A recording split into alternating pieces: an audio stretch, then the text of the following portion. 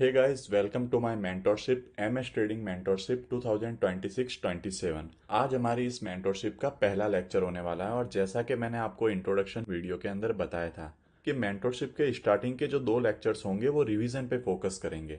अब रिवीजन पे फोकस करने का क्या मतलब है कि ऐसे जो भी टॉपिक जो ट्रेडिंग में बहुत ज़्यादा ज़रूरी हैं, जिनके बिना आगे के टॉपिक हमें समझ में नहीं आ सकते या फिर आगे के जो टॉपिक्स हैं जो हम आगे एडवांस टॉपिक सीखने वाले हैं पढ़ने वाले हैं वो सारे इनसे कनेक्टेड है। इसलिए इनका एक बार रिवीजन करना बहुत ज़रूरी है। अब ये जो रिवीजन है इसको मैं बहुत ज़्यादा डिटेल में नहीं बताऊंगा। ऐसा नहीं होगा कि हर एक टॉपिक को मैं बहुत ज़्यादा डिटेल में बता रहा हूँ, नहीं। लेकिन मैं इतना शॉर्ट में ज़रूर बताऊंगा कि कोई सिर्फ यहाँ से ही अगर ट्रेडिंग की जर्नी अपनी स्टार्ट करना चाहता है तो उसको सब कुछ समझ में आ सके। फिर भी अगर उसको शॉर्ट में समझने में कोई डाउट रहेगा तो मैं उसको ये भी गाइड करूंगा कि वो उन टॉपिक्स को डिटेल में कहाँ से देख सकता है। तो ये सब कुछ आज मैं आपको रिवीजन वाले लेक्चर में बताऊंगा। पहला जो हमारा रिवीजन वाला लेक्चर है इसको मैंने पार्ट 1 इसलिए लिखा है क्योंकि इसमें हम ऐसे कुछ टॉपिक्स का रिवीजन करेंगे जो बहुत ज़रूरी हैं। फिर जो पार्ट 2 वाला रिवीजन वाला टॉपिक आएगा ना उसके अंदर हम बायस का पूरा रिवीजन करेंगे। इन दोनों का रिवीजन करने के बाद हमारा फ्रैक्टल स्टार्ट होगा जिसके अंदर हम और भी डिटेल में और भी बारीकी से बायस को और बाकी टॉपिक्स को समझेंगे। लेकिन फिलहाल इनका रिवीजन बहुत ज़रूरी है। अब एक और बात, काफ़ी लोग ऐसे हैं जो ऐसा सोचेंगे कि हमको तो सब कुछ आता है, पहले हमने जो भी देखा था हमें पता है, तो हम ये रिवीजन वाला लेक्चर क्यों देखें। तो देखो, रिवीजन वाले लेक्चर अगर आपको सब कुछ आता है फिर भी आपके लिए बहुत ज़रूरी है, क्योंकि बहुत सारे ऐसे टॉपिक्स हैं जो हमने पढ़े हैं हमने सीखे हैं लेकिन फिर भी हम बहुत सारी चीज़ें भूल जाते हैं। बहुत सी ऐसी बातें होती हैं जो हम भूल जाते हैं और उसकी वजह से क्या होता है, वो टॉपिक हमें पूरे समझ में नहीं आते हैं। तो इसलिए अगर आपको सब कुछ आता भी है फिर भी आपको ये रिवीजन वाले लेक्चर्स देखने ज़रूरी है ताकि आपको सब कुछ रिवाइज हो सके, सब कुछ आपको वापस से क्लियर हो सके। ठीक है। दूसरी बात मैं आपसे ये कहना चाहता हूँ कि काफ़ी लोगों के मेरे पास मैसेजेस आते हैं, वो ऐसा बोल रहे हैं कि अभी हमको मार्केट समझ में नहीं आ रहा है, आप जल्दी से मेंटरशिप में एक ऐसा लेक्चर डाल दो जिससे हमको सब कुछ समझ में आ सके, हम प्रॉफिट बना सकें। या फिर लोग ऐसा भी बोलते हैं कि यार मेंटरशिप में जल्दी से लेक्चर लाओ, हम देख के प्रॉफिट करना चाहते हैं। तो देखो, ऐसा कभी नहीं होता है।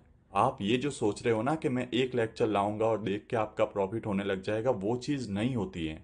आपको प्रैक्टिस करनी पड़ेगी, आपको टाइम देना पड़ेगा। और प्रॉफिट के बारे में अगर आप ट्रेडिंग के अंदर आए हो ना, तो प्रॉफिट के बारे में इतना मत सोचो। आप ये सोचो कि मैं लर्निंग करना चाहता हूँ, हर एक टॉपिक को डिटेल में समझना चाहता हूँ, हर एक टॉपिक को मैं एटलीस्ट 1 से 2 वीक्स प्रैक्टिस के देना चाहता हूँ। और वो सब देने के बाद मैं बैक टेस्ट करना चाहता हूँ, मैं फॉरवर्ड टेस्ट करना चाहता हूँ, मैं काफ़ी डिटेल में मार्केट के मूवमेंट को समझना चाहता हूँ। जब आप ये सब समझने लग जाओगे ना तो प्रॉफिट अपने आप बन जाएगा। देखो, आप जितना नॉलेज, जितना एक्सपीरियंस, जितना अपने आप को कंट्रोल रखना सीखोगे ना इस ट्रेडिंग के अंदर, तो प्रॉफिट उसका बाय प्रोडक्ट है, वो अपने आप आपके पीछे आ जाएगा। लेकिन आप सिर्फ अगर प्रॉफिट के पीछे भागोगे, इन सारी चीज़ों को इग्नोर करोगे, लर्निंग पे इतना फोकस नहीं करोगे, तो एट द एंड क्या होगा, आप ना तो प्रॉफिट बना पाओगे ना आप ट्रेडिंग सीख पाओगे, आप सिर्फ और सिर्फ अपना टाइम वेस्ट करोगे। तो इसलिए प्लीज़ मेरी रिक्वेस्ट है, हर एक लेक्चर को देखो, समझो, प्रैक्टिस करो, उसके बाद ट्रेडिंग करो और अपने आप को इम्प्रूव करने की कोशिश करो, अपने माइंडसेट को इम्प्रूव करने की कोशिश करो। ट्रेडिंग के अंदर कभी भी प्रॉफिट को चेज मत करो कि यार बस मैं एक ये चीज़ देख लूँ और फिर मैं प्रॉफिट ही प्रॉफिट बना लूंगा, ऐसा नहीं होगा। अपने आप को बेहतर करने की कोशिश करो, प्रॉफिट उसका बाय प्रोडक्ट है, वो फिर अपने आप आपके पीछे आ जाएगा। तो इस बात का ध्यान रखना। और एक और चीज़, जो भी मैं इस मेंटरशिप के अंदर पढ़ा रहा हूँ, जो भी समझा रहा हूँ, प्लीज़ उसके नोट्स बना लेना। क्या होता है ना, एक लेक्चर 1 घंटे का होता है, 1 घंटे के लेक्चर में बहुत सी ऐसी इंपॉर्टेंट बातें होती हैं जो एक एक लाइन में निकल जाती हैं। अब अगर आप सिर्फ लेक्चर देख रहे हो ना तो वो लाइंस आपको याद नहीं रहेगी आने वाले टाइम में। और फिर क्या होगा ना, उस लाइन में मैंने जो बताया था वैसी मार्केट के अंदर सिचुएशन होगी तो आप उसको भूल चुके होंगे, आपको वो बात याद नहीं रहेगी। ऐसा पहले काफ़ी लोगों के साथ हो चुका है। इसलिए आपको सब कुछ याद करने के लिए जो भी मैं इस मेंटरशिप के अंदर बता रहा हूँ, जैसे मैं इतना बता रहा हूँ ना, तो उसके आपको शॉर्ट में नोट्स बना के रखने हैं। उसके आपको शॉर्ट में क्या करने हैं, इतने नोट्स बना के रखने हैं। नोट्स ऑब्वियसली लेक्चर से छोटे होंगे। अब जब क्या होगा ना, आपको सिर्फ नोट्स बनाना ही ज़रूरी नहीं है। काफ़ी लोग क्या करते हैं, नोट्स बना के उनको रख देते हैं, उनको फिर कभी नहीं देखते हैं। आपको वीकली, हर वीक इन नोट्स का रिवीजन करना है। बिना रिवीजन के आपके नोट्स बनाने का कोई मतलब नहीं है। देखो नोट्स का रीज़न क्या होता है, नोट्स हम क्यों बनाते हैं। हम ये लेक्चर बार बार नहीं देख सकते। आपने ये लेक्चर एक बार देखा, दो बार देखा, तीन बार देखा, क्योंकि अभी तक एक ही लेक्चर आया समझ लो। लेकिन मान लो 10 लेक्चर आ गए। अब जब 10 लेक्चर आ गए ना, तो उन 10 के 10 लेक्चर को आप बार बार रिवीजन करने के लिए नहीं देखोगे। इतना टाइम हम रिवीजन के लिए नहीं दे सकते और इतना सब कुछ हम एक साथ नहीं देख सकते। तो उसके लिए क्या होता है, नोट्स होते हैं। जो मैंने डिटेल में बात बोली है उसको आप अपनी लैंग्वेज में शॉर्ट में यहाँ पे लिख देते हो। तो फिर क्या होता है ना, जब उस लाइन को आप पढ़ते हो तो आपको वो सारी बात याद आ जाती है। इसलिए नोट्स बनाना बहुत ज़रूरी है। नोट्स बनाओ। नोट्स बनाने के साथ साथ नोट्स को हर वीक रिवाइज करना बहुत ज़रूरी है। आपने जो भी नोट्स बनाए हैं ना, एक रूल बना लो कि मैं सैटरडे को इस टाइम अपने नोट्स को रिवाइज करूँगा। चाहे मुझे सब कुछ आता हो, लेकिन मैं सैटरडे को एक बार सब कुछ रिवाइज करूँगा। तो ये करना भी बहुत ज़रूरी है। बिना इसके आप सब कुछ नहीं याद रख सकते। ह्यूमन माइंड जो है ना, वो सब कुछ याद नहीं रखता। हमें उस टाइम लगता है जब हम लेक्चर देखते हैं ना, जैसे कोई भी लेक्चर आप देख रहे हो, उस टाइम आपको लगता है कि मुझे सब कुछ समझ में आ रहा है। लेकिन बहुत सी ऐसी बातें होती है जो हमारे माइंड से निकल जाती हैं, और हमें उस टाइम जो लगा ना वो हमारे माइंड में रहता है कि हमें सब कुछ समझ में आया है। लेकिन जब हम ट्रैक पे जाते हैं, हम उसको प्रैक्टिस करते हैं, तो बहुत सी बातें हम भूल चुके होते हैं। उसकी वजह से हम सही से प्रैक्टिस नहीं कर पाते। उसकी वजह से हमें लगता है कि हमें अब समझ में नहीं आया है, हमें वापस से लेक्चर देखना पड़ेगा। लेकिन नहीं, आप नोट्स बनाओ, नोट्स को रिवाइज करो, सब कुछ क्लियर हो जाएगा। तो ऐसे आपको मेंटरशिप के अंदर नोट्स बनाते हुए चलना है, बनाने के साथ साथ उनको रिवाइज करना है। तो ये बातें हमेशा याद रखना। ऐसे आपको इस मेंटरशिप की शुरुआत करनी है। जो भी लेक्चर आए उसे प्रैक्टिस करना है। एटलीस्ट 1 से 2 वीक उस लेक्चर पे, जो भी लेक्चर में पढ़ाया है ना, उस चीज़ों पे फोकस करो। उन्हें मार्केट में देखने की कोशिश करो, उन्हें मार्केट में समझने की कोशिश करो। फिर उस पर बैक टेस्टिंग करो, फॉरवर्ड टेस्टिंग करो। और जब आप ऐसा करोगे तो आपको दिखेगा कि आपकी ट्रेडिंग जर्नी भी इम्प्रूव हो रही है, काफ़ी चीज़ें आपके साथ इम्प्रूव हो रही है, आपको सब कुछ समझ में भी आ रहा है। तो मेंटरशिप को स्टार्ट करने से पहले ये चीज़ें ज़रूर करना, ये चीज़ें करनी बहुत ज़रूरी है। ठीक है, तो चलो अभी हमारे लेक्चर को स्टार्ट करते हैं। लेक्चर नंबर 1 जो कि है रिवीजन। और रिवीजन आज हम ऐसे करेंगे कि ट्रेडिंग के अंदर कोई नया इंसान आया है, मान लो वो चार्ट ही पहली बार देख रहा है, तो उसे कैसे शुरुआत करनी है, कैसे सारी चीज़ों को देखना है, कौन कौन से स्टेप से उन्हें टॉपिक को समझना है, कैसे उसे टॉपिक बाय टॉपिक प्रैक्टिस करनी है, ये सब कुछ आज मैं अभी बताऊंगा। और कैसे हमें उसके साथ आगे बढ़ना है, सब आज आप इस लेक्चर में सीखने वाले हो। ठीक है, तो मान लो अभी एक इंसान है जो चार्ट को पहली बार देख रहा है। देखो, अब सबका बताने का अपना अपना तरीका होता है। अगर कोई इंसान आपको ये सारी चीज़ें जो स्टेप बाय स्टेप बेसिक से हमको क्या देखना है, वो कुछ और बता रहा है, तो इसका मतलब ये नहीं है कि वो आपको गलत बता रहा है। ऐसा क्यों है? क्योंकि हर एक कॉन्सेप्ट को बताने का, हर एक कॉन्सेप्ट को समझने का अपना अपना अलग तरीका होता है। तो जो दूसरे बताते हैं ना, वो भी सही है, जो मैं बता रहा हूँ वो भी सही है। बात सिर्फ ये है कि आपको सिर्फ एक को फॉलो करना है। अब जैसे देखो, अगर मैं आपको प्राइज एक्शन सिखा रहा होता ना, तो मैं ये बेसिक से लेके एडवांस तक मैं आपको स्टार्टिंग में कुछ और देखने के लिए कहता। अगर मैं कुछ और कॉन्सेप्ट सिखा रहा होता तो मैं अलग तरीके से देखने के लिए कहता। लेकिन हम किस बेसिस पे चार्ट को समझते हैं? हम बेसिकली क्या सीख रहे हैं? हम सीख रहे हैं एसएमसी एंड आईसीटी। हम सीख रहे हैं एसएमसी एंड आईसीटी। तो इसके हिसाब से हमें पहला स्टेप क्या लेना है, दूसरा क्या लेना है, तीसरा क्या लेना है, मैं इसके हिसाब से आपको समझाते चलूंगा। तो मान लो अभी कोई एक इंसान आया जो चार्ट को पहली बार देख रहा है, ये चार्ट है, वो इसको पहली बार देख रहा है, तो उसे क्या समझ में आएगा? उसे समझ में आएगा कि इसमें दो अलग अलग कलर की कैंडल हैं। कोई कैंडल ऊपर जा रही है, कोई कैंडल नीचे आ रही है, और दो कलर की कैंडल है। लेकिन इस चार्ट को देख के उसे ये नहीं समझ में आएगा कि आगे क्या होने वाला है, ये चार्ट ऐसे यहाँ से नीचे क्यों आया है, इसका रीज़न क्या है, यहाँ से ऊपर क्यों गया है, इधर नीचे आके वापस ऊपर क्यों जा रहा है। इसका रीज़न उसे समझ में नहीं आएगा। क्यों? क्योंकि अभी तक उसने इसको पढ़ा नहीं है, उसने इस चार्ट को पढ़ना सीखा नहीं है, चार्ट को समझना सीखा नहीं है। चार्ट की जो लैंग्वेज है ना, वो उसे अभी तक नहीं आती है। तो मैं बेसिक से एक एक स्टेप बाय स्टेप उसे चार्ट की लैंग्वेज अब पढ़ना सिखाता हूँ। तो देखो, मान लो आप पहली बार चार्ट को देख रहे हो, एस एम सी आई सी टी आप पहली बार सीख रहे हो, तो क्या ज़रूरी है आपके लिए, इसके अंदर क्या सीखना सबसे ज़्यादा ज़रूरी है, मैं आपको वो बताता हूँ। तो देखो, एस एम सी आई सी टी अगर हम लोग सीख रहे हैं ना, तो सबसे पहले जो पहला स्टेप है, जो चार्ट को पढ़ने के लिए जो पहली चीज़ है, जो हमें समझना ज़रूरी है वो हैं ब्लॉक्स और गैप्स। पहली जो चीज़ हैं जो हमें इसको सीखने के लिए समझनी ज़रूरी है वो कौन से हैं? पहला हो गया ब्लॉक्स और दूसरा हो गया गैप्स। दूसरा क्या हो जाएगा? गैप्स। ये दो चीज़ें हैं जो हमें सबसे पहले समझनी ज़रूरी है। अगर आप बेसिक से बिल्कुल बेसिक से चार्ट को देख रहे हो तो इन दो चीज़ों का नॉलेज आपको होना चाहिए।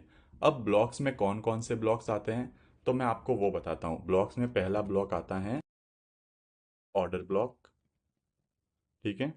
दूसरा ब्लॉक आता है मिटिगेशन ब्लॉक। तीसरा ब्लॉक आता है ब्रेकर ब्लॉक।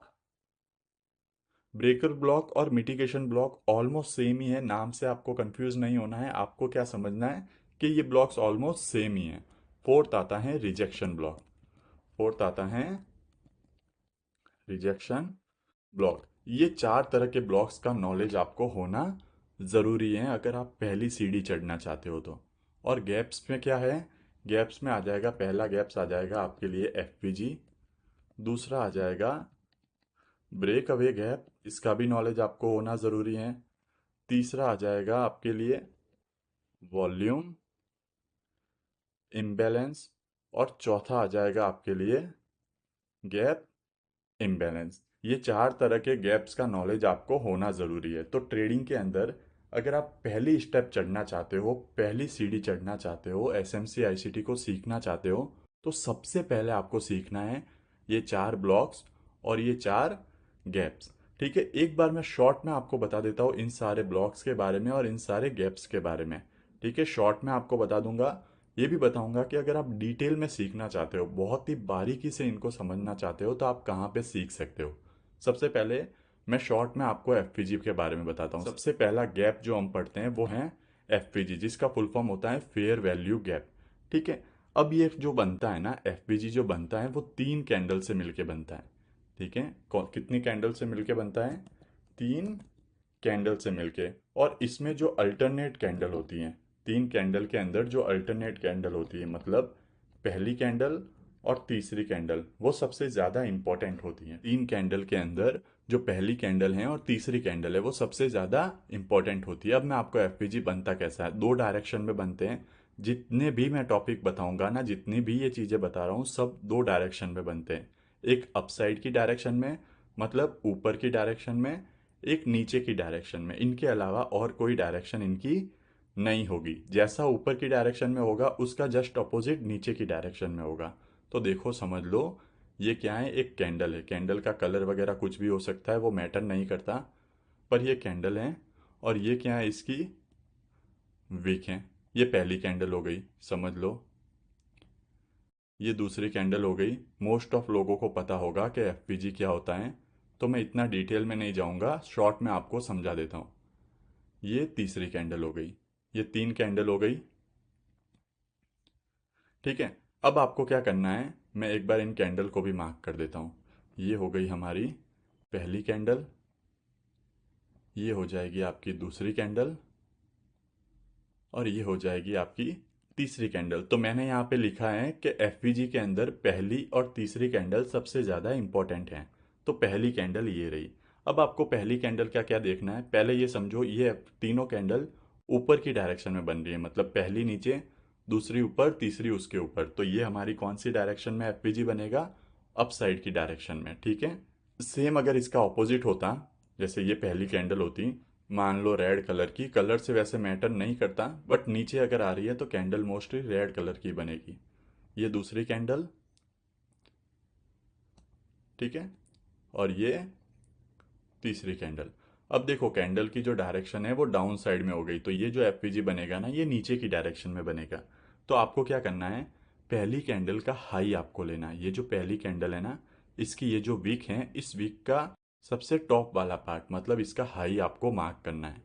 ये आपने इसका हाई मार्क किया, मैं इसका कलर चेंज कर देता हूँ। ठीक है, ये आपने इसका हाई मार्क कर दिया। सेकंड कैंडल में आपने कुछ नहीं करना है, क्योंकि हमने कहा था फर्स्ट, फर्स्ट के बाद थर्ड कैंडल इंपॉर्टेंट है, तो थर्ड कैंडल का हमको लो मार्क करना है। ये थर्ड कैंडल का मैंने लो मार्क कर दिया। ठीक है, फर्स्ट कैंडल का हाई, थर्ड कैंडल का लो। अब देखो इनके बीच में एक गैप बन रहा है। अब ये गैप कैसे है? अगर फर्स्ट कैंडल का हाई यहाँ तक होता, थर्ड कैंडल का लो यहाँ तक होता, तो ये दोनों आपस में मीट कर रहे थे। ये दोनों आपस में, इसका हाई और इसका लो मीट कर रहे थे, तो यहाँ पे एक गैप नहीं बनता। लेकिन इसका लो और इसका हाई मीट नहीं कर रहे हैं। आप इसको दूसरे तरीके से भी समझ सकते हो कि जो ये सेकंड कैंडल है ना, इसके लेफ्ट साइड में फर्स्ट कैंडल का कोई भी हिस्सा नहीं है और राइट साइड में थर्ड कैंडल का कोई भी हिस्सा नहीं है। इसका मतलब ये क्या है, ये एक क्या बन गया यहाँ पे, गैप बन गया। और इसी गैप को हम क्या कहते हैं, फेयर वैल्यू गैप। सेम ऐसे ही हो जाएगा ऑपोजिट डायरेक्शन में। मैं एक ऑपोजिट डायरेक्शन का एग्जांपल आपको दे देता हूँ। ये हो गया फर्स्ट कैंडल का लो और ये हो गया थर्ड कैंडल का हाई। अब देखो ये जो बीच वाली कैंडल है, इसके लेफ्ट साइड में फर्स्ट कैंडल का कोई भी हिस्सा नहीं है और राइट साइड में थर्ड कैंडल का कोई भी हिस्सा नहीं है। मतलब ये क्या है, एक गैप, जिसको हम क्या कहेंगे, फेयर वैल्यू गैप। इस गैप को हम क्या कहेंगे, फेयर वैल्यू गैप। अब नेक्स्ट फोर्थ कैंडल का यहाँ पे पार्ट आ सकता है, लेकिन फोर्थ कैंडल हमारे लिए इंपॉर्टेंट नहीं है, हमको सिर्फ तीन कैंडल को ही देखना है। एक बार मैं आपको चार्ट पे दिखा देता हूँ कि ये दिखता कैसा है। तो चलो एक बार चार्ट पे चलते हैं। ये आ गया मैं चार्ट पे और यहाँ पे देखो, ये हमारी पहली कैंडल है। डाउन साइड के लिए एक एग्जांपल देता हूँ, ये हमारी है पहली कैंडल, ये हमारी हो गई दूसरी कैंडल और ये जो हमारी हो गई तीसरी कैंडल। तीन कैंडल हो गई। डाउन साइड के लिए हैं, ये स्ट्रक्चर जैसे ये कैंडल है नीचे की तरफ जा रही है, तो फर्स्ट कैंडल का हम क्या लेंगे, लो लेंगे। ये फर्स्ट कैंडल का मैंने लो ले लिया, थर्ड कैंडल का मैंने ले लिया हाई। फर्स्ट कैंडल का लो, थर्ड कैंडल का हाई। देखो दोनों के बीच में गैप है, ये बीच वाली कैंडल है, इसके इधर फर्स्ट कैंडल का कोई भी हिस्सा नहीं है और इसके राइट साइड में थर्ड कैंडल का कोई भी हिस्सा नहीं है। मतलब ये क्या बन गया हमारा, फेयर वैल्यू गैप। ठीक है। अब साइड के लिए अगर आपको बताऊं, तो ये फर्स्ट कैंडल, ये सेकंड कैंडल, ये थर्ड कैंडल, ये जो बीच में गैप बन गया ना, ये गैप बन गया हमारा fair value gap. I hope आपको फेयर वैल्यू गैप समझ में आ गया होगा। अब हम आगे वाले गैप को पढ़ते हैं। आगे कौन सा गैप है, ब्रेक अवे गैप। अब ब्रेक अवे गैप जो है ना, वो फेयर वैल्यू गैप से ही बनता है। ठीक है, ब्रेक अवे गैप जो है वो फेयर वैल्यू गैप से ही बनता है। मान लो ये फेयर वैल्यू गैप बना है, ठीक है। अब नेक्स्ट में या तो fourth candle, fifth candle, six candle, seventh candle, इसके बाद वाली कोई भी कैंडल एक बनती है। ठीक है, एक कोई भी कैंडल बनती है और वो कैंडल क्या करे, वो कैंडल क्या करें, इस फेयर वैल्यू गैप को टच करें। ठीक है, ये जो इतना फेयर वैल्यू गैप है ना, आपको दिख रहा है कि ये जो फेयर वैल्यू गैप है ये यहाँ से लेके इतना इतना बड़ा फेयर वैल्यू गैप है। लेकिन ये कैंडल इस पूरे फेयर वैल्यू गैप को टैप नहीं करती और इसके कुछ हिस्से को टैप करती है।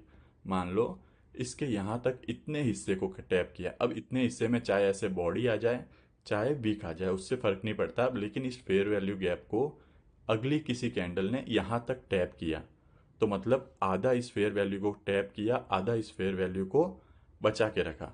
तो अब आपको क्या करना है, ये जो फेयर वैल्यू गैप है ना, इसको ऐसे कम कर देना है।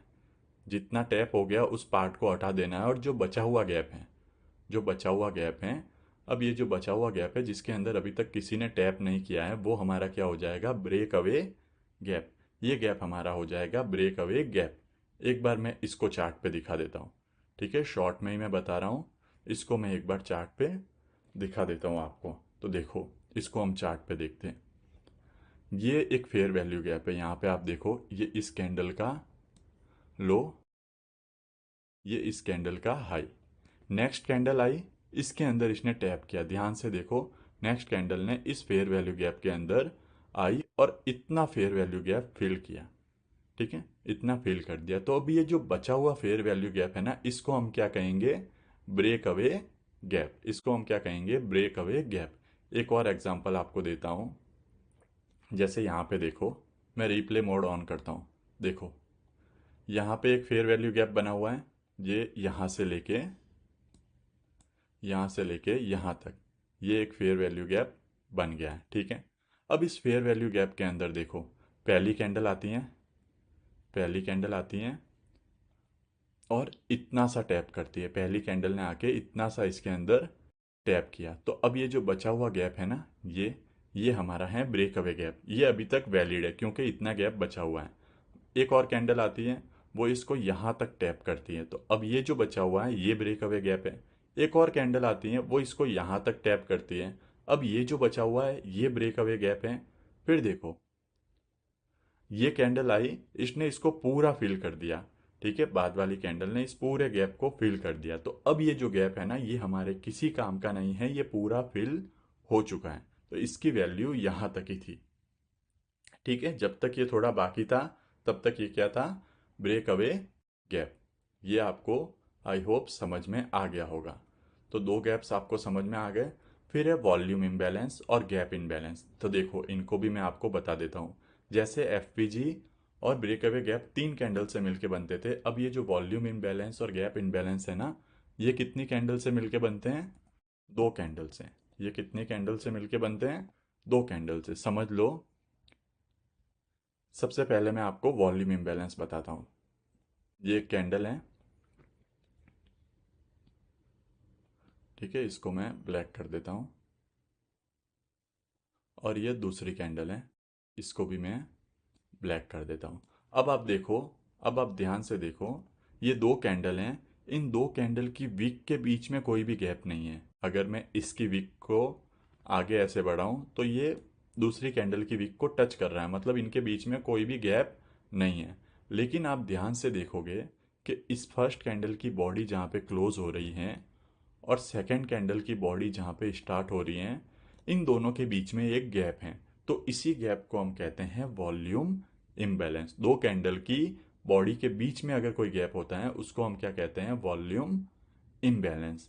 और अगर मैं आपको गैप इम्बैलेंस की बात बताऊं तो दो कैंडल की विक के बीच में जो गैप होता है उसको हम कहते हैं गैप इम्बैलेंस। जैसे समझ लो, ये इस कैंडल की विक जो है वो यहाँ तक होती ऐसे, और इस कैंडल की विक यहाँ तक होती। अब देखो, इन दोनों की बॉडी के बीच में तो गैप है ही है, लेकिन इन दोनों की विक के बीच में भी गैप है। तो ये गैप क्या हो जाता, गैप इम्बैलेंस। इस गैप को हम कहते हैं गैप इम्बैलेंस। एक बार मैं आपको चार्ट पे दिखा देता हूँ ये भी। ठीक है, मैं एक बार ये सब रिमूव करके आपको चार्ट पे दिखा देता हूँ। सबसे पहले मैं आपको दिखाता हूँ वॉल्यूम इम्बैलेंस। देखो वॉल्यूम इम्बैलेंस कैसे दिखता है।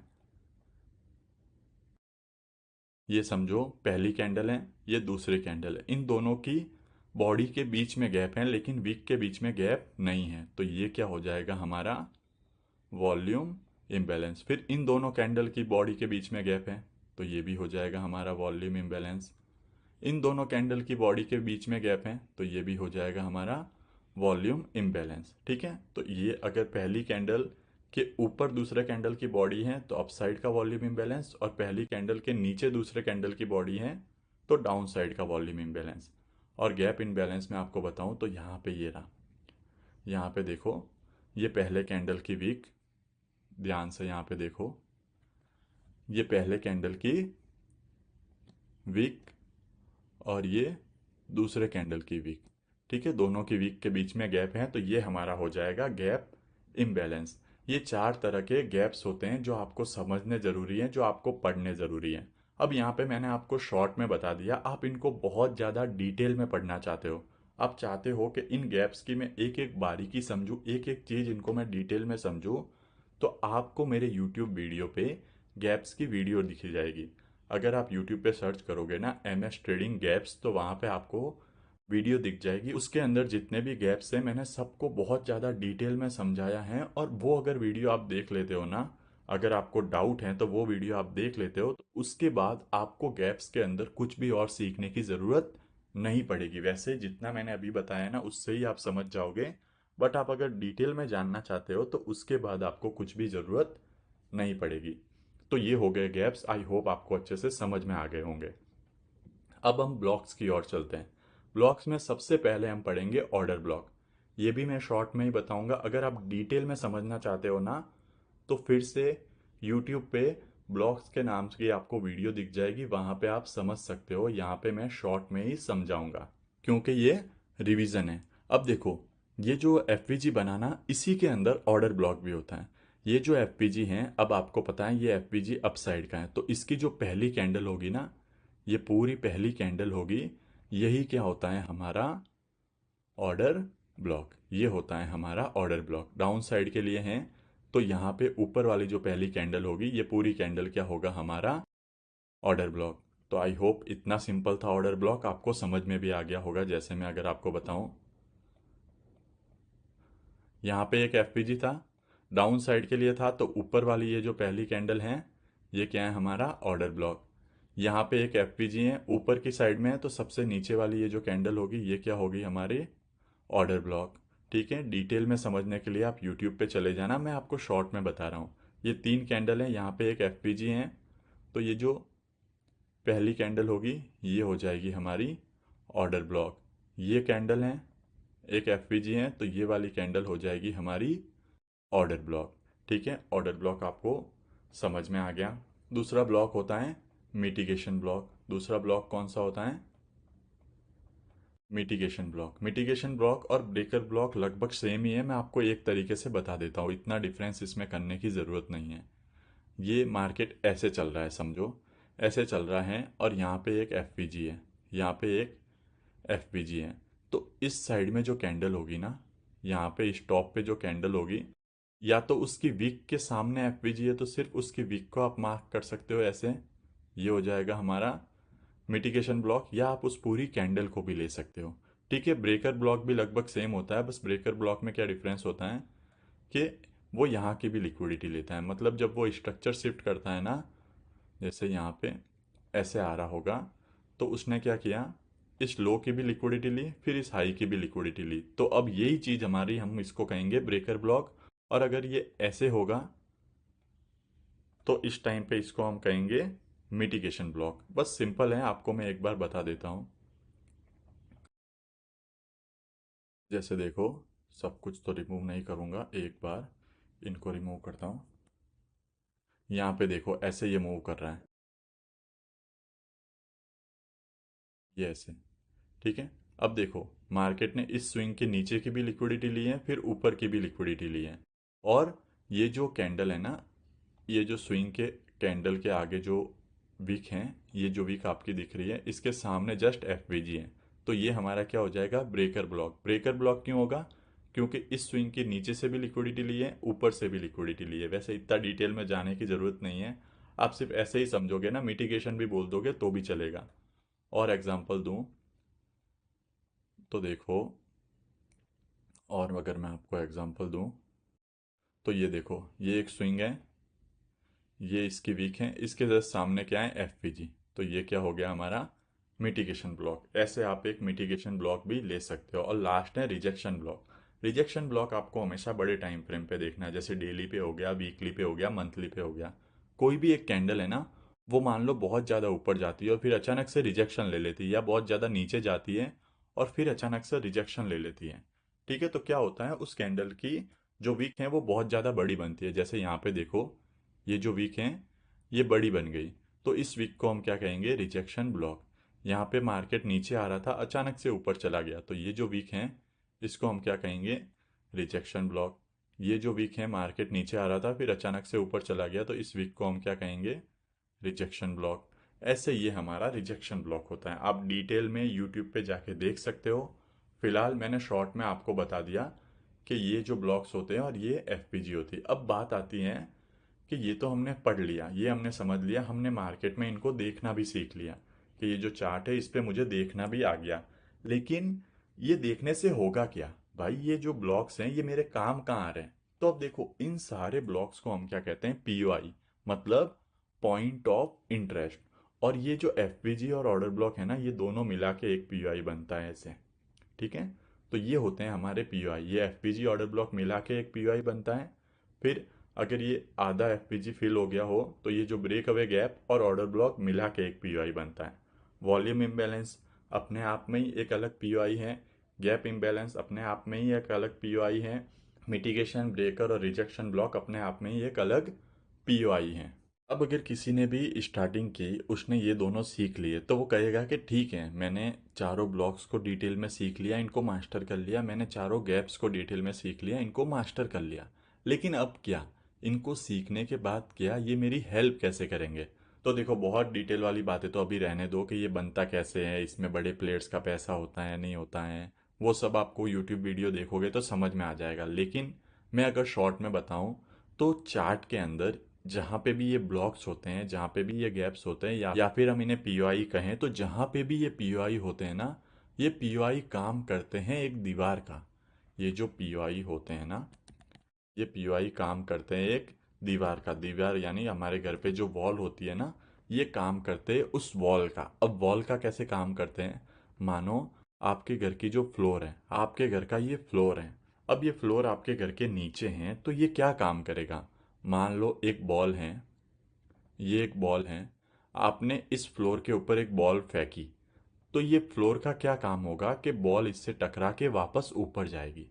ठीक है, ये एक बॉल है, आपने नीचे इस फ्लोर पे बॉल फेंकी, तो ये क्या करेगा? बॉल इससे टकरा के वापस ऊपर जाएगी। ये आपको समझ में आ गया। और मान लो आपके घर की ये छत है, ठीक है, ये घर की छत है, उस पे आपने ये बॉल फेंकी, तो क्या होगा? बॉल उससे टकरा के नीचे आएगी। तो छत का काम क्या है? कि नीचे वाला जो फ्लोर है उस पे आप बॉल को फेंकोगे तो बॉल उससे टकरा के ऊपर जाएगी, और ऊपर वाली छत पे अगर आप बॉल को फेंकोगे तो बॉल उससे टकरा के नीचे आएगी। अब घर में साइड में भी दीवार होती है, राइट साइड में भी होती है, लेफ्ट साइड में भी होती है। अगर राइट साइड पे फेंकोगे, राइट साइड की दीवार पे आप बॉल को फेंकोगे तो वो टकरा के वापस लेफ्ट में आएगी, लेफ्ट पे फेंकोगे तो वो टकरा के वापस राइट में आएगी। अब ये जो दीवार है ना, ये जो दीवार है, ट्रेडिंग में भी ये दीवार होती है, वही दीवार को हम पीओआई कहते हैं। ये जो सारे पीओआई है ना, ये इस दीवार का ही काम करते हैं। अब ट्रेडिंग में दो ही डायरेक्शन होती हैं, ऊपर की या नीचे की। तो ये जो दीवारें हैं ये हमारे काम की नहीं है। ट्रेडिंग में या तो नीचे एक दीवार होगी या ऊपर दीवार होगी। अब ये जो नीचे वाली दीवार है, इससे प्राइस टकराएगी तो मार्केट ऊपर जाएगा, ऊपर वाली दीवार से प्राइस टकराएगी तो मार्केट नीचे आएगा। तो आपको ये समझ में आ गया कि हाँ, ये जो मैंने पीओआई पढ़े थे ना, ये क्या कर रहे हैं? ये दीवारें हैं, और इनसे मार्केट टकरा के ऊपर नीचे जाएगा। तो अब आप चार्ट पे इसको ऑब्जर्व करने लगते हो कि चलो एक बार चार्ट पे देखता हूँ। ये रहा हमारा चार्ट। आपने देखा कि ये एफपीजी हैं, ये ऑर्डर ब्लॉक हैं, दोनों मिला के क्या बना? एक पीओआई बना। आपने देखा कि हाँ, ये बॉल आई, इस पीओआई से टकराई और नीचे चली गई। आपने कहा ये तो काम करता है। फिर आपको यहाँ पे दिखा एक एफपीजी ऑर्डर ब्लॉक, फिर ये बॉल आई, इस दीवार से टकराई और नीचे चली गई। आपने देखा कि यार ये तो काम कर रहा है। मतलब मैंने एक चीज़ सीखी थी और मुझे ये तो समझ में आ गया कि क्या हो रहा है। ये एक दीवार है, एफपीजी ऑर्डर ब्लॉक, मार्केट आया, इस पे टकराया और ऊपर चला गया। ये एक दीवार है, वॉल्यूम इम्बैलेंस, मार्केट आया, इससे टकराया और ऊपर चला गया। फिर देखो, आपने देखा कि यार ये एक दीवार है, यहाँ पे मार्केट इससे टकराया और नीचे आ गया। आपने देखा बहुत सही काम कर रहा है ये तो। ये एक दीवार है, मार्केट इससे टकराया, ऊपर चला गया। ये एक दीवार है, मार्केट इससे टकराया और नीचे आ गया। तो आपने देखा कि यार ये चीज़ तो बहुत अच्छे से काम कर रही है। मार्केट इन दीवार पे टकराता है, ऊपर और नीचे चला जाता है। इसका मतलब मुझे तो सब कुछ आ गया। मुझे ये भी पता चल गया कि मार्केट कब नीचे जाएगा, मुझे ये भी पता चल गया कि मार्केट कब ऊपर आएगा। ठीक है, तो ये आपको समझ में आ गया कि मार्केट कब नीचे आएगा, मार्केट कब ऊपर आएगा। ये आपको अच्छे से समझ में आने लग गया। अब आप कहोगे कि मुझे तो सब कुछ आता है, लेकिन तभी आपके सामने एक दिक्कत आएगी कि यहाँ पे क्या होगा? एक दीवार बन जाएगी। आप कहोगे कि एक दीवार बन गई, मतलब यहाँ से तो अब क्या होगा? मार्केट इस दीवार से टकरा के ऊपर चला जाएगा। लेकिन क्या होता है? मार्केट इस दीवार को तोड़ देता है और नीचे वाली एक दीवार बना देता है। एक ऊपर एक दीवार बनाता है जो मार्केट को, बॉल को नीचे धक्का देगी, और ये काम कर गई। फिर आप देखते हो कहीं पे यहाँ पे एक दीवार बन गई, यहाँ पे नीचे भी एक दीवार बनी हुई है, मतलब नीचे से मार्केट को ऊपर ले जाने के लिए भी एक दीवार बनी हुई है, और ऊपर से नीचे लाने के लिए भी एक दीवार बनी हुई है। एक दीवार ने काम किया, एक दीवार टूट गई। जैसे अगर हम और छोटे टाइम फ्रेम पे चले, मैं आपको और एक टाइम फ्रेम पे लेके चलता हूँ। हम 4 आर पे चलते हैं एक बार। ये आ गया मैं 4 आर पे। ठीक है, 4 आर पे मैं आ गया, मैं इन सबको हटा देता हूँ। अब छोटे टाइम फ्रेम पे आ गए, अब दूसरे टाइम फ्रेम पे देख रहे हो। तो यहाँ पे देखो, बहुत बार ऐसा होगा, ये एक दीवार बनी जो मार्केट को ऊपर लेके जाएगी, आपने सोचा, लेकिन ये एक और दीवार बन गई जो मार्केट को नीचे लेके आएगी। तो ऊपर ले जाने वाली दीवार ने तो काम किया, लेकिन नीचे ले जाने वाली दीवार टूट गई। फिर देखो, ऊपर ले जाने वाली दीवार ने तो काम किया, नीचे आने वाली दीवार टूट गई। तो अब आप देख रहे हो कि यार दो दीवारें बन रही है भाई, ऊपर भी बन रही है नीचे भी बन रही है, लेकिन एक दीवार काम कर रही है एक दीवार टूट रही है, ऐसा क्यों? भाई हमने तो सीखा है कि ये जो दीवार है, और दीवार तो हर टाइम काम करेगी भाई, आपकी एक छत है और नीचे फ्लोर है, तो बॉल जब भी उनसे टकराएगी वो काम करेगी। ऐसा थोड़ी होगा कि एक दीवार टूट जाएगी और एक ही काम करेगी। लेकिन यहाँ पे क्या हो रहा है, एक दीवार टूट रही है और एक काम कर रही है। कभी ऊपर की टूट रही है, तो कभी क्या हो रहा है, ये जो नीचे की दीवार है ये टूट रही है। तो अब इसका सॉल्यूशन क्या है, हमें कैसे पता चलेगा कि कब कौन सी दीवार टूटेगी? आखिर इसका भी तो कोई सॉल्यूशन होगा। अगर एक दीवार टूट रही है और एक दीवार काम कर रही है, तो हमें कैसे पता चलेगा कि कौन सी दीवार टूटेगी? तो सबसे पहले इसके लिए आपको समझना होगा कि ये जो दीवारें चार्ट पे बनती है ना, ऊपर की साइड भी बनेगी नीचे की साइड भी बनेगी, लेकिन कुछ दीवारें वीक होगी कुछ दीवारें स्ट्रांग होगी। मतलब ये जो पीयूआई है ना, कुछ वीक पीयूआई होंगे, कुछ स्ट्रांग पीयूआई होंगे। तो आपको ये समझना पड़ेगा कि कौन सा वीक पीयूआई होगा कौन सा स्ट्रांग पीयूआई होगा, ये आपको समझना पड़ेगा। तो ये आप समझोगे कैसे, उससे पहले मैं आपको बताता हूँ कि मान लो आपने इस पे थोड़ी और प्रैक्टिस की। आपने क्या किया, थोड़ी और प्रैक्टिस की। जैसे आप यहाँ से दीवारों को देख रहे हो, मान लो आप यहाँ से दीवारों को देख रहे हो, तो आपने देखा कि ये जो नीचे वाली दीवार है जिससे टकरा के मार्केट ऊपर जाने वाला है, वो तो काम कर रही है। लेकिन ये दीवार देखो, जिससे टकरा के मार्केट नीचे आने वाला है, वो टूटती जा रही है। फिर से ये एक दीवार बनी जिससे टकरा के मार्केट ऊपर जाना चाहता है, तो इसने तो काम किया। फिर से एक दीवार बनी जिससे टकरा के मार्केट ऊपर जाना है, इसने भी काम किया। लेकिन ऐसी दीवार जिससे टकरा के नीचे आने वाला है वो टूट रही है। यहाँ पे देखो फिर एक दीवार बनी जिससे टकरा के ऊपर जाएगा, उसने काम किया। यहाँ पे देखो फिर एक दीवार बनी जिससे टकरा के मार्केट ऊपर जाएगा, उसने काम किया। यहाँ पे देखो ऐसी दीवार बनी जिससे टकरा के नीचे आने वाला था लेकिन ये टूट गई। यहाँ पे ऐसी दीवार बनी जिससे टकरा के नीचे आना था, ये टूट गई। लेकिन ये दीवार जिससे टकरा के ऊपर जाने वाला था उसने काम किया। ये दीवार जिससे टकरा के ऊपर जाने वाला था उसने काम किया। ये दीवार जिससे टकरा के नीचे आने वाला था वो टूट गई। आपने देखा कि जब मैं यहाँ से यहाँ तक आया ना, जब मैं यहाँ से लेके यहाँ तक आया, तो यहाँ क्या हो रहा था कि ऊपर जाने वाली सारी दीवारें तो काम कर रही थी, लेकिन नीचे आने वाली सारी दीवारें टूट रही थी या फिर थोड़ा सा काम करके टूट रही थी। लेकिन आपने यहाँ से देखा कि यहाँ से अब क्या होने लगा, नीचे आने वाली दीवार ने तो काम किया लेकिन ये ऊपर जाने वाली दीवार टूट गई। फिर नीचे आने वाली दीवार ने तो काम किया लेकिन ये ऊपर आने वाली दीवार टूट गई।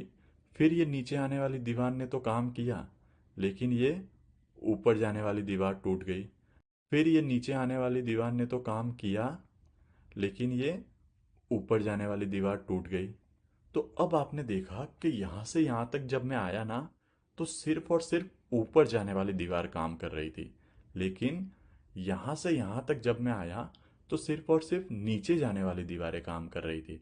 मतलब एक पैटर्न आपको समझ में आया कि इस जगह चार्ट में ऊपर जाने वाली दीवार काम कर रही थी, नीचे आने वाले जो पीयूआई थे वो टूट रहे थे। लेकिन यहाँ पे नीचे आने वाले पीयूआई काम कर रहे थे, ऊपर जाने वाले टूट रहे थे। फिर आप ऐसी जगह पे आ गए, ऐसी जगह पे आ गए तो आपने क्या देखा कि यार ये एक ऐसी जगह है जहाँ पे ऊपर जाने वाला भी टूट रहा है, नीचे आने वाली दीवार भी टूट रही है, फिर ऊपर जाने वाली दीवार भी टूट रही है, फिर नीचे जाने वाली दीवारें भी टूट रही हैं।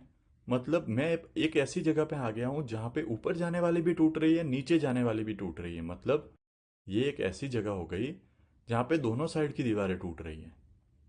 आपने तीन फेज देखे, आपने इस जब इन दीवारों को प्रैक्टिस किया, इन पीओआई को प्रैक्टिस किया, ऐसे ये चीज़ें आपको खुद को समझ में आनी चाहिए कि भाई मैंने यहाँ पे देखा ना, तो सिर्फ ऊपर वाली काम कर रही थी, यहाँ पे देखा तो सिर्फ नीचे वाली काम कर रही थी, और इस जगह पे दोनों टूट रही थी। तो आखिर इसका क्या रीज़न है? मैं अगर ये समझ जाऊँ कि कहाँ पे सिर्फ ऊपर वाली काम करेगी, तो मुझे ये पता चल जाएगा कि यहाँ पे जो नीचे वाली दीवारें हैं वो वीक हैं। कहाँ पे ऊपर वाली दीवारें काम करेगी, तो मुझे ये पता चल जाएगा कि जो नीचे वाली दीवारें हैं, नीचे वाले पीओआई हैं वो वीक हैं, और कहाँ पे दोनों ही वीक हैं। तो ये मुझे पता चल जाएगा। तो ये आपको कैसे पता चलेगा? ये आपको पता चलेगा मार्केट के स्ट्रक्चर से, मार्केट के स्ट्रक्चर से, मार्केट के बायस से, मार्केट की डायरेक्शन से। जब आपको ये समझ में आने लगेगा ना कि मार्केट कौन सी डायरेक्शन में जाना चाहता है, कौन से उसके बायस हैं, किस डायरेक्शन में उसको जाने का मन है बड़े टाइम फ्रेम पे, तो छोटे टाइम फ्रेम पे उसी डायरेक्शन की जो दीवारें हैं वो काम करेगी। तो इसलिए आपको हमेशा अपने बायस, अपनी डायरेक्शन, अपना स्ट्रक्चर पता होना चाहिए। कौन से टाइम फ्रेम पे, बड़े टाइम फ्रेम पे। बड़ा टाइम फ्रेम कौन सा? बड़ा time frame daily, weekly, monthly, ये बड़ा टाइम फ्रेम पे आपको ये पता होना चाहिए। जब आपको ये पता होगा ना, तो उसके बाद क्या होगा कि इस डायरेक्शन में बनने वाले जो पीयूआई हैं, इस डायरेक्शन में जो बनने वाले पीयूआई हैं, कौन से पीयूआई, 1 आर के, 4 आर के, ये जो पीयूआई हैं वो उस डायरेक्शन में काम करेंगे। तो अब आपको ये पता चल गया कि मार्केट के 3 डायरेक्शन होती है। कौन कौन सी? अप साइड की, जिसमें ऊपर वाले पीयूआई काम करेंगे। डाउन साइड की, जिसमें नीचे वाले पीयूआई काम करेंगे। और एक साइडवेज, जिसमें हो सकता है कि दोनों पीयूआई काम ना करें। तो आपको 3 इनकी डायरेक्शन पता चल गई। अब एक सेकंड देखो, मैं आपको दिखाता हूँ। आप वीक में आए, आप वीक में आए, ठीक है। वीक में आपको पता चला कि बड़े टाइम फ्रेम की ये एक दीवार है। यहाँ से मार्केट ऊपर जाएगा, कहाँ तक जाएगा? फिर से बड़े टाइम फ्रेम की ये क्या आ गई, एक दीवार आ गई। ठीक है, इसको आप अगर छोटे टाइम फ्रेम में भी देखोगे, 1 डे में भी आप देखोगे, तो यहाँ पे एक दीवार आ रही है लास्ट वाली। ठीक है, ये लास्ट पीयूआई वर्क करता है, ये मैं अभी आपको बताऊंगा। तो ये दीवार आ रही है, तो आपको पता चल गया कि अब हमारे जो बायस है ना, वैसे बायस मैं इससे अगले वाले लेक्चर में पूरा समझाऊंगा, थोड़ा सा बता रहा हूँ कि यहाँ से यहाँ तक क्या है मेरे बायस, अप साइड के यहाँ से यहाँ तक। फिर यहाँ पे एक बड़े टाइम फ्रेम का दीवार है, एक बहुत बड़ी दीवार है, तो वहाँ से मार्केट नीचे आ सकता है। ठीक है, तो आपने ये भी पता किया। तो अब यहाँ से यहाँ तक जो आप जाओगे ना, इसमें आपके सारे ऊपर जाने वाले पीयूआई वर्क करेंगे। ऊपर जाने वाले पीयूआई कौन से? अब 1 डे और 1 वीक पे हमने ये बायस फाइंड किया है, तो 4 आर और 1 आर के ये सारे वर्क करेंगे यहाँ तक। फिर यहाँ के बाद वापस क्या करेंगे? नीचे वाले वर्क करेंगे। तो ऐसे आपके पीयूआई वर्क करते हैं। अब आपको समझ में आ गया कि ये हमारी डायरेक्शन होती है, ऐसे हमारे पीयूआई वर्क करते हैं। अगर आपको, वैसे सबसे सिंपल बायस ही है कि बायस के थ्रू आपको पता चल जाएगा, और उसको आगे हम फ्रैक्टल से भी कंबाइन करेंगे ना तो और क्लियर हो जाएगा। लेकिन मान लो आपको बायस समझ में नहीं आ रहे हैं, तो आप क्या कर सकते हो, यहाँ पे स्ट्रक्चर मैपिंग कर सकते हो। स्ट्रक्चर मैपिंग चाहे आप ITH ITL वाली करो, break of structure change of character वाली करो, तो उससे आपको समझ में आने लग जाएगा कि हाँ, ये एक हमारी ज़रूरी दीवार है, यहाँ पे चेंज ऑफ कैरेक्टर है, वो दीवार टूट गई, तो अब ये नीचे की साइड जाना चाहेगा। और वो दीवार अगर वर्क कर रही है जब तक, तो ये ऊपरी डायरेक्शन में जाना चाहेगा। तो ये आपको किससे पता चलेगा? ये आपको पता चलेगा स्ट्रक्चर से और अपने बायस से। बायस में आपको आगे समझाऊंगा। स्ट्रक्चर आप अगर सीखना चाहते हो तो यूट्यूब पे ऑलरेडी वीडियो मिल जाएगी, चेंज ऑफ कैरेक्टर वाली भी और ITH ITL वाली भी, दोनों सही से वर्क करते हैं। आप दोनों में से कोई भी सीख सकते हो, वो आप सीख लोगे। जो भी डाउट होंगे उससे रिलेटेड आपको, तो आप जो डाउट सेशन में लूँगा उसमें मुझसे पूछ लेना, हम उसमें समझ लेंगे। ठीक है, तो आपको इसके बाद, जैसे आपको डायरेक्शन फाइंड करने के लिए या तो बायस पता करने हैं या स्ट्रक्चर पता करने हैं, ठीक है, वो आपको पता चल गया। फिर अब तीसरी दिक्कत आपके सामने क्या आएगी? क्या ये पता करने से आपको सब कुछ सही हो जाएगा? क्या नहीं। तीसरी दिक्कत आपके सामने क्या आएगी? जैसे ये देखो, अब मैं आपको तीसरी दिक्कत बताता हूँ। आपको पता चल गया कि मेरा यहाँ से यहाँ तक का जोन है ना, उसमें मेरे ऊपर जाने वाली दीवारें काम करेगी। तो आपने, ठीक है, ये मेरी दीवार काम करेगी, मैं यहाँ से ट्रेड ले लेता हूँ।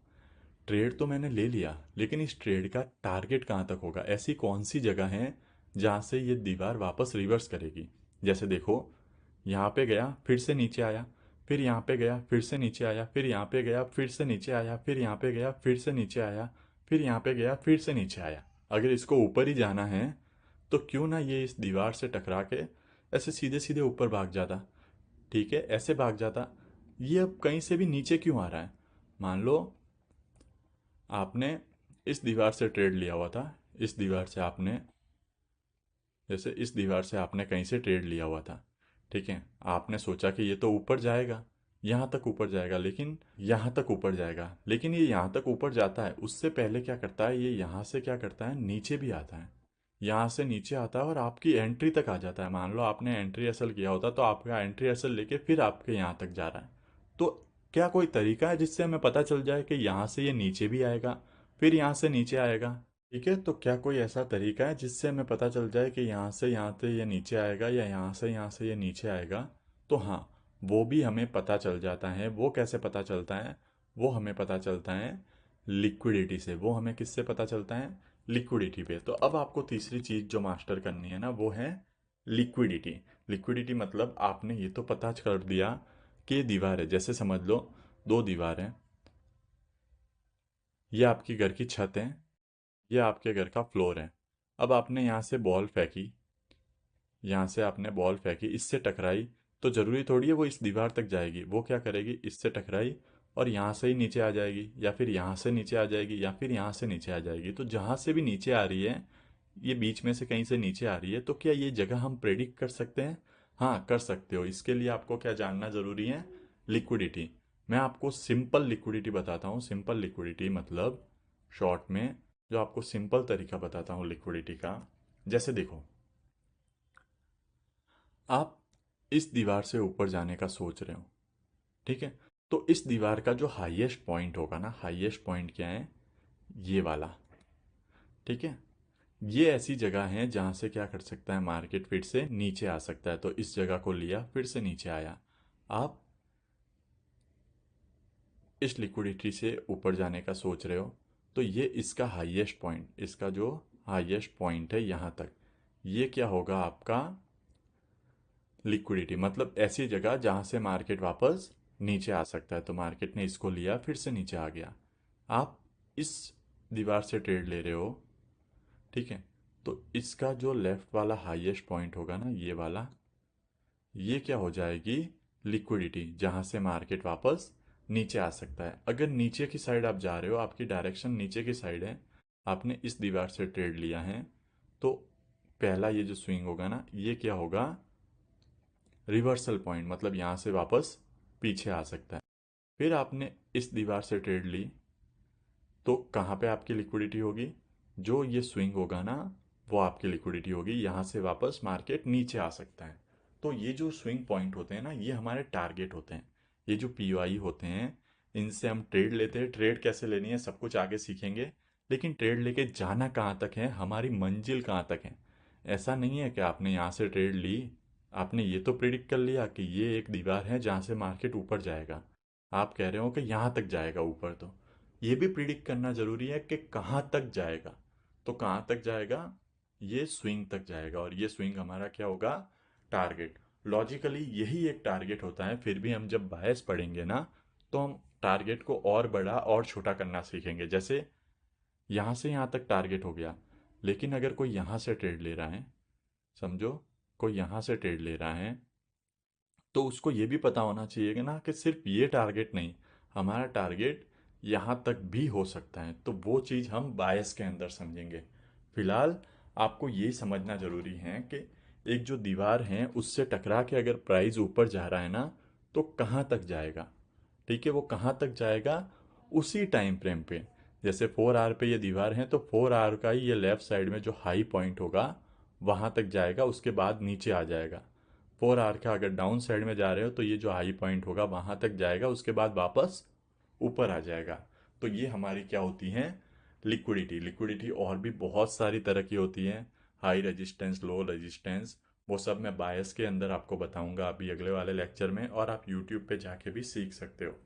देखो, अब काफ़ी लोग जो बिगिनर होंगे ना, वो यहाँ पे कहेंगे कि यार हमको तो पूरा डिटेल में सीखना था। तो ये कोर्स वैसे भी मैंने आपको इंट्रोडक्शन वीडियो के अंदर बताया है कि ये कोर्स एकदम बेसिक से, बहुत ज़्यादा डिटेल में पढ़ने वाला नहीं है, बहुत ज़्यादा डिटेल में समझने वाला नहीं है। आप अगर मुझे यूट्यूब पे भी देख रहे हो, आपने प्रीवियस मेंटरशिप भी ली है, तो ये सब आपको आता होगा, आपको इनकी नॉलेज अच्छे से होगी।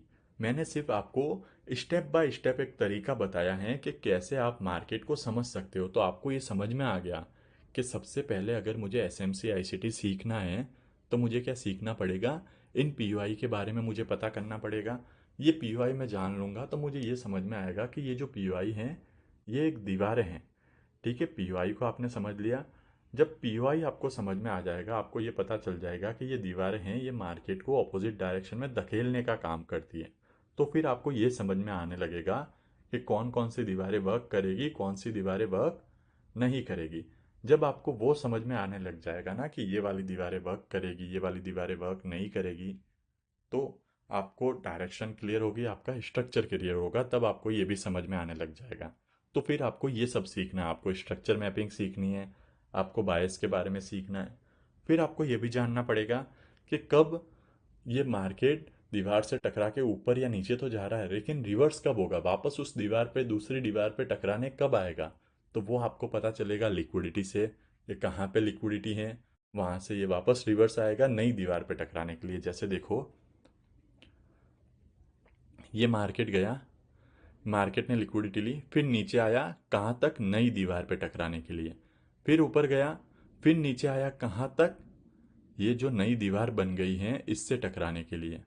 ठीक है, फिर अब यहाँ से नीचे जा रहा है तो नीचे गया, फिर ऊपर आया कहाँ तक, नई दीवार पे टकराने के लिए, फिर नीचे गया, लिक्विडिटी ली, कहाँ तक ऊपर आया, नई दीवार पे टकराने के लिए, फिर नीचे गया, फिर वापस कहाँ तक ऊपर आया, ये जो नई दीवार बन गई ना, इससे टकराने के लिए। तो ऐसे ये दीवारों से टकराने के लिए वापस ऊपर नीचे करता रहता है। हमें दीवार पता चल गई, लेकिन हमें ये भी तो पता चलना चाहिए कि जो नई दीवार है उससे टकराने वापस ये कब आएगा। तो वो हमें पता चलेगा लिक्विडिटी से, जब लिक्विडिटी लेगा तो वापस नई दीवार से ये टकराने आएगा। अब ये सब इतना सीख लिया तो आपके सामने क्या कोई दिक्कत नहीं आएगी? बिल्कुल दिक्कत आएगी। दिक्कत कैसे आएगी? जब बहुत सारे एफपीजी बन जाते हैं। जैसे ये देखो, मार्केट यहाँ से अचानक से नीचे आया, अब आप देखोगे कि ये एक एफपीजी है 3 कैंडल को मिला के, और ये हमारा क्या बन गया, ऑर्डर ब्लॉक। अभी जो मैंने सिखाया उसके हिसाब से आप ऐसा देखोगे, फिर आप कहोगे ये एक एफपीजी है, ये क्या बन गया हमारा, ऑर्डर ब्लॉक। फिर एक कहोगे ये एक एफपीजी है, ये क्या बन गया हमारा, सॉरी ये यहाँ पे एक एफपीजी है, ये क्या बन गया हमारा, ऑर्डर ब्लॉक। तो यहाँ पे इतने सारे एफपीजी, इतने सारे ऑर्डर ब्लॉक बन गए? तो नहीं, ऐसा नहीं होता। मान लो कहीं से मार्केट बहुत ज़्यादा स्पीड में नीचे गिर गया और बहुत ज़्यादा स्पीड में ऊपर चला गया, तो वहाँ पे बहुत सारे एफपीजी बन जाते हैं। लेकिन ऑर्डर ब्लॉक जो होगा ना, वो सबसे टॉप वाला होगा। ये टॉप वाली एफपीजी है, इसके साथ वाला ये क्या होगा, ऑर्डर ब्लॉक। यहाँ से इतना ऊपर गया तो ये जो सबसे बॉटम वाला होगा ना, ये होगा हमारा ऑर्डर ब्लॉक, और ये होगा इसका एफपीजी। तो ये सबसे इम्पोर्टेंट पीओआई होता है हमारे लिए। ठीक है, एक तो ये सबसे इम्पोर्टेंट होता है, और दूसरा जो सबसे लास्ट वाला, जैसे यहाँ तक ये कंटिन्यू नीचे गिरा, तो यहाँ पे जो एफपीजी बना ना, ये एफपीजी हमारे काम का होता है। जैसे यहाँ तक ऊपर गया तो ये वाला जो एफपीजी बना ये हमारे काम का होता है। ये बीच वाले हमारे काम के नहीं होते। मतलब किसी भी स्विंग के अंदर, किसी भी मूवमेंट के अंदर बहुत सारे एफपीजी बन जाते हैं ना, तो जो पहला एफपीजी जैसे नीचे गिर रहा है, तो वापस उठते टाइम जो पहला एफपीजी होगा वो इम्पोर्टेंट होता है, या फिर जो ये लास्ट वाला एफपीजी ऑर्डर ब्लॉक के साथ वाला होता है ना, ये इम्पोर्टेंट होता है। तो ये चीज़ ध्यान रखना, ये दो इम्पोर्टेंट होते हैं। जैसे इसमें भी पहले वाले से टकरा के ऊपर चला गया, इसमें भी पहले वाले से टकरा के ऊपर चला गया, सॉरी यहाँ पे नीचे चला गया। तो ऐसे आपको पता चल गया कि ये जो एफपीजी होते हैं ना, जब भी ऐसा मार्केट बने तो जो पहले वाला होता है वो जो इम्पोर्टेंट होता है, अगर मार्केट उसको तोड़ देता है तो फिर वो लास्ट वाले तक आएगा, वो इम्पोर्टेंट होता है। अब कभी कभी क्या होता है, काफ़ी लोग कहते हैं कि कभी कभी आपने बताया था कि पहले वाले से जाएगा या लास्ट वाले से जाएगा, लेकिन कभी कभी बीच में से चला जाता है। तो वो हम कैसे समझेंगे? तो वहाँ पे आपको देखना पड़ेगा कि बीच में कहीं ऐसे मिटिगेशन ब्लॉक तो नहीं है। अगर मिटिगेशन ब्लॉक होगा तो वो भी हमारे लिए इम्पोर्टेंट हो जाएगा, फिर 3 जोन हमारे लिए इम्पोर्टेंट हो जाएंगे। ठीक है, अगर इसके बीच में कोई भी मिटिगेशन जोन नहीं है, मिटिगेशन ब्लॉक नहीं है, तो वो इतना काम का नहीं है। लेकिन अगर इसके बीच में कहीं मिटिगेशन ब्लॉक हैं तो वो भी पीओआई इम्पोर्टेंट हो जाएगा। तो ऐसे आपको समझना ज़रूरी है। ठीक है, तो आज के लेक्चर के अंदर हमने क्या समझा? हमने समझा कि मार्केट में क्या पीओआई होते हैं, फिर उस पीओआई से मार्केट क्या करता है, मार्केट उस पीओआई से बाउंस होता है, उस पीओआई से बाउंस होकर कहाँ तक जाता है, वो जाता है अपनी एक लिक्विडिटी तक। और हमने समझा कि ये जो डायरेक्शन है ये हमें किससे पता चलती है, या तो बायस से। बायस हम कौन से टाइम फ्रेम पे देखेंगे, 1 डे, 1 वीक, 1 मंथ, या फिर स्ट्रक्चर से। अगर आप कहते हो कि मैं 4 आवर का चार्ट देख रहा हूँ और मुझे 4 आवर पे ही समझना है, या मैं 1 आवर का चार्ट देख रहा हूँ, मुझे 1 आवर पे ही समझना है, तो आपको उस पर्टिकुलर टाइम पे, उस पर्टिकुलर टाइम फ्रेम पे स्ट्रक्चर मैपिंग करनी होगी। दो तरह से आप स्ट्रक्चर मैपिंग कर सकते हो, या तो आईटीएच आईटीएल वाली या ब्रेक ऑफ स्ट्रक्चर वाली। और दोनों स्ट्रक्चर मैपिंग मैंने यूट्यूब पे बहुत ज़्यादा डिटेल में बता के रखी है। देखो यहाँ पे वापस उनको वही बात, मैं एक्स्ट्रा कुछ बता नहीं पाऊंगा उसके अंदर। ऐसा नहीं है कि वहाँ पे मैंने बहुत सारी इन्फॉर्मेशन आपसे छुपाई थी जो मैं आपको यहाँ पे बताऊंगा, नहीं। वहाँ पे जो मैंने सिखाया है ना, वो पूरा सिखाया है। तो उसके अंदर एक्स्ट्रा कुछ बताने की ज़रूरत नहीं है। आपको वो सीखनी है और आपको प्रैक्टिस करनी है। जो भी डाउट आए वो आप मुझसे लाइव में पूछ सकते हो। हाँ, उस स्ट्रक्चर मैपिंग का यूज़ कैसे करना है, जब हम आगे फ्रैक्टल वगैरह पढ़ेंगे ना, तब मैं आपको बताऊंगा कि जो स्ट्रक्चर मैपिंग आपने सीखी है, अभी आपको सिर्फ वो कॉन्सेप्ट को सीखना है। ठीक है। फिर उसका प्रॉपर यूज कैसे करना है, उससे रिलेटेड आपको ट्रेड कैसे लेने हैं, वो मैं आपको आगे इस मेंटरशिप के अंदर बताऊंगा। लेकिन अभी मैंने आपको क्या बताया है, ये जो भी चीज़ें मैंने बताई हैं, जो भी टॉपिक्स मैंने बताए हैं ना, इनको आपको सीखना है, इनको आपको सीखना है, प्रैक्टिस करनी है। डाउट आए तो लाइव सेशन में पूछ लेना। और इनको सीखने के बाद इनका यूज़ कैसे करना है, अभी जैसे मैंने आपको ये भी बताया ना, ये पीओआई बताए, ये पीओआई बताएं कौन सा वर्क करेगा, पहला लास्ट वो बताया। पहला लास्ट या बीच में मिटिगेशन हो गया वो वर्क कर सकता है, ये बताया। कैसे वर्क करेंगे, क्या क्या चीज़ें देखनी है, कैसे ट्रेड लेना है, वो सब कुछ मैं आपको आगे समझाऊंगा। फिलहाल जो भी टॉपिक बताए हैं उनको आपको पढ़ना है, उनको आपको प्रैक्टिस करनी है। तो आज का लेक्चर मैं यहीं पे क्लोज करता हूँ। ये जो दो लेक्चर होंगे हमारे स्टार्टिंग के, फिर से बता देता हूँ, स्टार्टिंग के दो लेक्चर जो होंगे ना, वो रिवीजन के लेक्चर है। तो इसमें आप ऐसा बहुत एक्सपेक्ट मत करना कि आपको मतलब नई चीज़ सीखने को मिलेगी, और ये मैं ऑलरेडी इंट्रोडक्शन वीडियो में भी बता चुका हूँ। तो दो रिवीजन के बाद हम चलेंगे आगे, हम चलेंगे आगे फ्रैक्टल को पढ़ने के लिए।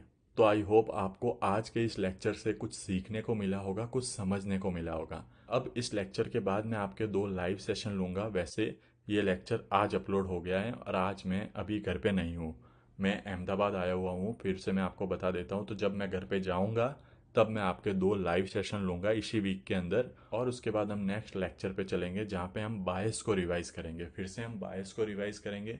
बायस के बारे में मैं आपको बताऊंगा। उस बायस के अंदर ही मैं आपको बताऊंगा कि एंट्री कैसे लेनी है। जो बेसिक तरीका हमें एंट्री का पता है ना, एक तरीका, वो मैं आपको बता दूंगा। एक दो तरीके हमें जो एंट्री के पता है वो सब मैं आपको बता दूंगा, बायस समझा दूंगा। और ये जो स्ट्रक्चर हम बना रहे हैं, जैसे ये यहाँ से यहाँ तक ऊपर जाएगा, यहाँ से यहाँ तक नीचे आएगा, फिर यहाँ से यहाँ तक ऊपर जाएगा, इसको हमें बायस के साथ कैसे समझना है वो भी मैं आपको अगले लेक्चर के अंदर बता दूंगा। और स्विंग ट्रेडिंग पे भी हम मास्टर करेंगे। उस स्विंग ट्रेडिंग के अंदर और ट्रेड कैसे लेने हैं वो भी मैं आपको समझाऊंगा। तो ये सब समझ के हम आगे काम करेंगे। फिलहाल आज हमारा ये रिवीजन लेक्चर था जिसके अंदर मैंने बताया कि कोई अगर बेसिक से देख रहा है ना तो उसको कैसे देखना है। एक मैं आपको थोड़ा अभी का जैसे चार्ट बताऊं, काफ़ी लोग कंफ्यूज हो रहे थे। तो देखो बहुत से लोग क्या है ना, यहाँ पे कंफ्यूज हो रहे थे, यहाँ पे कंफ्यूज हो रहे थे कि यार मार्केट में यहाँ पे हमारे बहुत ऐसे लग रहे हैं, हमें समझ में ही नहीं आ रहा क्या हो रहा है, हम कैसे ट्रेड ले। तो आप देखो, आप ध्यान से देखो क्या हो रहा है। ये एक दो कैंडल है, इसके अंदर ही पूरा मार्केट घूम रहा है। मतलब मार्केट बहुत ज़्यादा साइडवेज है।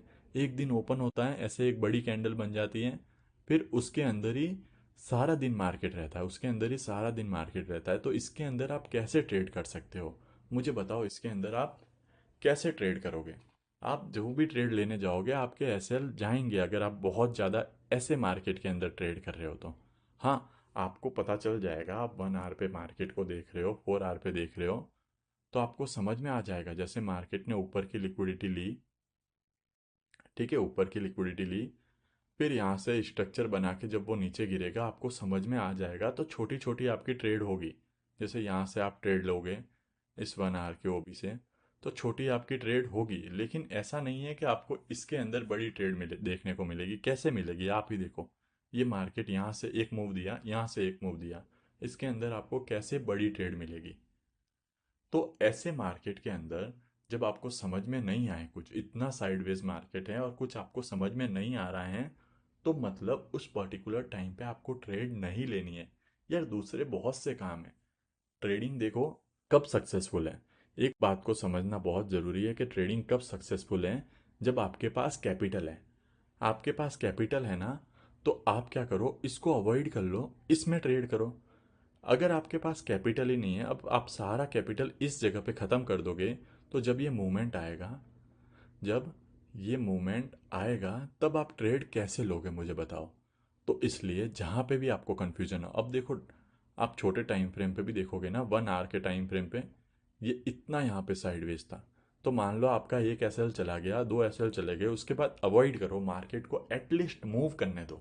जब मूव करेगा आपको ट्रेड मिल जाएगी, डोंट वरी, मैं आपको सिखाऊंगा।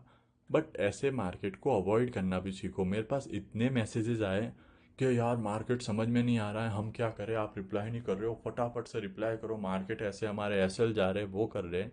तो एटलीस्ट आप ये तो देखो कि हो क्या रहा है। आप ये तो देखो, डेली टाइम फ्रेम पे हो क्या रहा है, आप ये देखो ना। एकदम मार्केट साइडवेज है, तो आप क्या करोगे। आप ज़्यादा से ज़्यादा क्या कर सकते थे, जितना मैंने आपको बताया था, आप ये कर सकते थे ना, कि मार्केट ने क्या किया, इसकी लिक्विडिटी ली। अब मार्केट ऊपर जाएगा, कहाँ तक जाएगा, ये एक पीओआई आ गया बीच में, यहाँ तक जाएगा। इसके बीच में आपको एक छोटा सा ट्रेड मिला तो ठीक है, नहीं तो अवॉइड करो। फिर मार्केट ने इस पीओआई को टैप किया तो कहाँ तक जाएगा, इस लिक्विडिटी तक जाएगा। ठीक है, तो आपको ये पता चल गया कि यहाँ से यहाँ तक डाउन साइड का आएगा। अब छोटा सा ट्रेड मिला तो ठीक है, नहीं तो अवॉइड करो। फिर मार्केट ने इसको लिक्विडिटी ली तो कहाँ जाएगा, ऊपर जाएगा। तो अब यहाँ से ऊपर की डायरेक्शन में छोटे ट्रेड मिल रहे हैं तो ठीक है, नहीं तो अवॉइड करो। फिर यहाँ से मार्केट क्या करता है, लिक्विडिटी लेता है। अब नीचे आएगा, अब नीचे आ रहा है तो यहाँ पे वह फिर से स्विंग बनाते हुए आएगा, वहाँ से ट्रेड मिलता है तो ट्रेड लो, नहीं तो अवॉइड करो। तो ऐसे छोटे ट्रेड बनेंगे। ऐसा नहीं होगा कि आप यहाँ से लोगे, 2000 पिप का आप टारगेट रख दोगे कि मार्केट तो यहाँ से पूरा ऊपर ही चला जाएगा। नहीं, साइडवेज हैं तो छोटे छोटे ट्रेड लेके चलो। जैसे देखो, ये यहाँ से लिक्विडिटी ली, अब 1 आवर में आप देखो कोई ट्रेड मिलता है या नहीं मिलता। तो देखो 1 आवर में कोई भी स्विंग नहीं बना है। ठीक है, कोई भी स्विंग नहीं बना है और मार्केट यहाँ तक आ सकता है। अभी तक यहाँ पे आया नहीं है, तो हमारे बायस अप साइड के बायस हैं। तो ये जो डाउन साइड का पीओआई है ना, ये वीक पीओआई है। मैंने बताया ना, ये है, ये जो पीओआई है, ये क्या है, वीक। ये जो दीवार है ये वीक है, ये टूट जाएगी। तो देखो, ये दीवार टूट गई, ये दीवार टूट गई। और यहाँ पे अगर 1 आवर में कुछ नहीं है, आपको पता है ये लिक्विडिटी लेके ऊपर जा रहा है, तो आप एक बार उससे छोटा टाइम फ्रेम देख लो, 30 मिनट्स देख लो। तो 30 मिनट्स देखोगे तो यहाँ पे आपको एक क्या मिल जाएगी, दीवार, जहाँ से आपको ट्रेड मिल जाएगा यहाँ तक। अब मार्केट यहाँ इस पीओआई को टकराया, फिर से 1 आवर में देखो कहीं से मिल रहा है, ये दीवार बनी, लेकिन इस पे मार्केट आया नहीं, आया तो छोड़ दो, जल्दबाजी नहीं करनी है। आ रहा है तो ठीक है, नहीं आ रहा है तो छोड़ दो, जाने दो उसको, आपको अगला ट्रेड मिल जाएगा। ये हो गया, इस दीवार पर आ गया। फिर अब हमारे बायस कहाँ पे है, अपसाइड के लिए। ठीक है, अपसाइड के लिए, तो अब मतलब हमें ये डाउन साइड की दीवारें हैं, इन पे फोकस नहीं करना है। अब आपको फोकस किस पे करना है, अपसाइड की दीवारों पे। ये अपसाइड की दीवार बन गई। ठीक है, अपसाइड की दीवार बन गई। यहाँ से आपने एक ट्रेड ले लिया, बहुत कम, वीक में आपको सिर्फ 2 ट्रेड ही देखने को मिलेंगे अगर आप ऐसे ट्रेड कर रहे हो, और उसमें आपको कंफ्यूजन भी नहीं होगा, आप सिंपल ट्रेड ले रहे हो। ये दीवार बन गई, ये यहाँ तक चली गई। अब जैसे यहाँ से हमें डाउन साइड के लिए आना था, तो फिर आप डाउन साइड की दीवारें देखो। ठीक है, डाउन साइड की दीवारें देखो, ये दीवार बन गई। यहाँ से काफ़ी लोगों का ट्रेड था, मेरा भी था। फिर से देखो, एक दीवार बन गई। ठीक है, ऐसे आपने छोटा छोटा टाइम फ्रेम पे समझा, छोटे छोटे ट्रेड लिए और छोड़ दो। अब देखो, जैसे यहाँ पे ये दीवार है, यहाँ से आपने ट्रेड ली, मिस हो गई, कुछ भी हो गया, छोड़ दो। बस, तो ऐसे आपको ट्रेड लेनी थी। इसमें इतने दिन का ये मार्केट है, ये बहुत ज़्यादा 7 से 10 दिन का मार्केट होगा, लेकिन उसमें आपकी मुश्किल से 2 या 3 ट्रेड ही बनी है। तो ऐसे आपको ट्रेडिंग करनी थी यहाँ पे। जब भी साइडवेज मार्केट होता है ना, जब भी साइडवेज मार्केट होता है, तो मार्केट दोनों साइड के पीवाई को भी ब्रेक कर सकता है। तो इसलिए वहाँ पे आपको ऐसे समझना होता है। मैंने प्रीवियस मेंटरशिप के अंदर बताया है कि एक कैंडल, जो डेली की कैंडल है, वो प्रीवियस डे की लिक्विडिटी लेती है, तो उसके बाद हमारे बायस कहाँ तक होंगे, तो उस हिसाब से ऐसे साइडवेज मार्केट में समझ के हमको ट्रेड करनी होती है। तो ऐसे आप लोग समझा करो। अब कोई यहाँ पे अगर बहुत सारे ट्रेड ले रहा है, मान लो अगर कोई यहाँ पे बहुत छोटा टाइम फ्रेम देख रहा है, तो उसे यहाँ से भी ऊपर जाते हुए दिखेगा, यहाँ से भी ऊपर जाते हुए दिखेगा, यहाँ से भी ऊपर जाते हुए दिखेगा, और उसके बहुत सारे एसएल जाएंगे।